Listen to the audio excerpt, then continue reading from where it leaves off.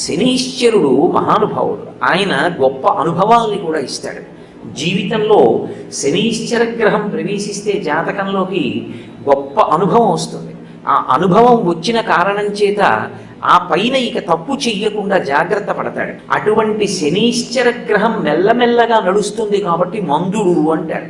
శనీశ్వర గ్రహం ఏళ్ళనాటి శని జాతకంలోకి వచ్చిందనుకోండి, బాబోయ్ ఎన్ని బాధలు పడిపోతున్నానోనండి, ఏళ్ళనాటి శని ఇంకా అంతా ఇంత బాధ కాదండి, తప్తమైపోతున్నానంటూ ఉంటారు కొంతమంది. అది ఆ గ్రహం యొక్క కారకత్వం, అది ఆయన దోషం కాదు. మనం గత జన్మలో చేసుకున్నటువంటి పాపములను శనీశ్వర గ్రహం ఆ విధమైనటువంటి దుఃఖ రూపంలో పోగొట్టేస్తూ ఉంటాడు.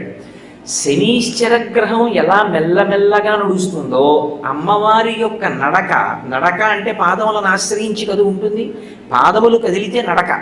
అమ్మవారి నడక శనీశ్వర గ్రహంలా ఉంటుంది.